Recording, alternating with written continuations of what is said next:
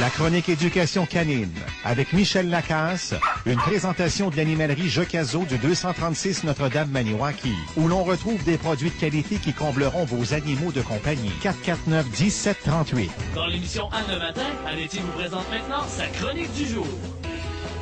Chronique du jour, oui, chronique canine, Michel Lacasse. Bon matin. Mais bon matin, Anne. Comment ça va? Ça va très bien. On travaille fort ces temps-ci. Je suis en plein blitz 13 jours. Non-stop. Oui. L'entraînement à régler des troubles de comportement chez les chiens. Mais j'aime les gens, j'aime les chiens. Donc, c'est vraiment pas du boulot pour moi. Non, hein, Michel, de plus en plus, les gens qui ont des chiens, parce que de plus en plus de maisons ont maintenant leur pitot, on fait appel à des gens comme toi pour régler certains petits problèmes. Absolument. Et, tu sais, lorsqu'on règle des problèmes, c'est un peu le sujet d'aujourd'hui, hein. Il faut les régler de façon intelligente et de façon prudente. C'est pourquoi on se sert, évidemment, des signaux d'apaisement. On essaie de les lire le plus possible lorsqu'on travaille avec des chiens qui auraient peut-être des problèmes d'anxiété, d'agressivité.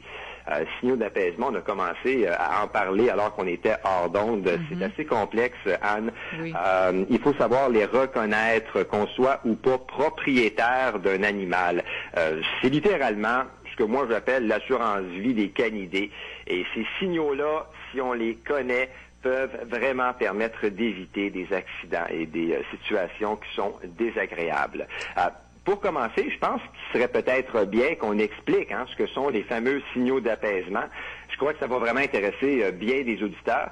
Il s'agit de posture et de mimique que le chien va utiliser pour exprimer un inconfort face à une situation qui est stressante. Et là, lorsque je parle d'inconfort, c'est autant psychologique que physique ou physiologique. C'est autrement dit là, la façon qu'a le chien de communiquer et d'indiquer qu'il n'est pas très très bien dans une situation X et que lui cherche à régler un conflit, que ce soit avec l'homme ou d'autres congénères. Et puis là, il y a peut-être des gens qui vont se demander à quoi ça ressemble un signal d'apaisement. Oui. Il y en a plus d'une vingtaine. OK. Si on se fie aux écrits de Turid Rugaz, qui est auteur et qui a consacré sa vie aux chiens et à leur comportement. Je vais pas énumérer tous les signaux parce que, ce serait un petit peu trop long, mais je vais quand même en énumérer quelques-uns en prenant l'exemple là, de Fido. OK. Fido, c'est... qui est inconfortable parce que, je sais pas, Gaston est en train de lui mettre un harnais, ce que Fido n'aime pas beaucoup. Donc, pour lui dire, pour lui signifier qu'il n'aime pas ça, on peut observer chez Fido certaines mimiques et positions. Qu'est-ce qu'il Fido fait? Va bâiller. Il va bâiller? Il va détourner la tête, le regard, il va se lécher la truffe, il va renifler le sol, se secouer, se gratter. Ce sont là quelques signaux d'apaisement. Heureusement, dans notre petite pièce de théâtre, là, oui, OK. Gaston comprend pas En fait, Gaston comprend très bien le langage de Fido.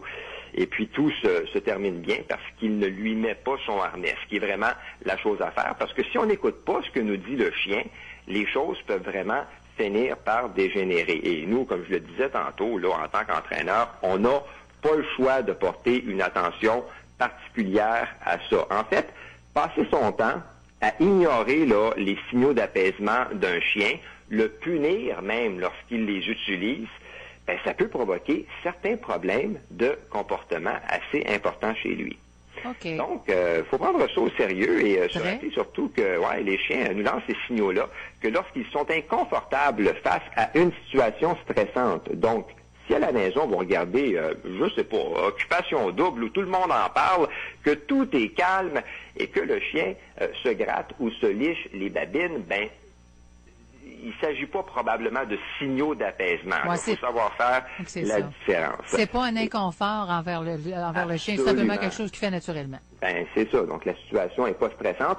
Et j'ai mis sur mon site des liens qui mènent à des vidéos et le schéma des fameux signaux d'apaisement. Les principaux sont là. Les gens peuvent même l'imprimer. Les parents, là, les gens qui ont des enfants, les parents peuvent le faire et observer tout ça.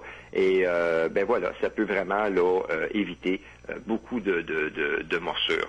Ça, je peux te le confirmer. Oui. Et sur mon site Éducation canine des quatre pattes ou www.edu4pattes.ca, c'est sous l'onglet Archives radio. Et c'est là en ce moment. Parfait. Donc, les signes d'apaisement, faut en prendre connaissance, de connaître davantage son chien pour éviter des morsures. On devrait presque enseigner ça à l'école, Anne. Parfait. Ben, merci, Michel Lacasse. Ben, merci à toi. On se parle la semaine prochaine. Yes. Bye-bye. Bye-bye.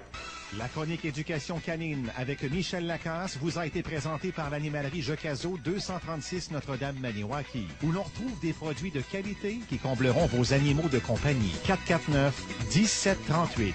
À CAGA FM, vous écoutez Anne Etier jusqu'à midi.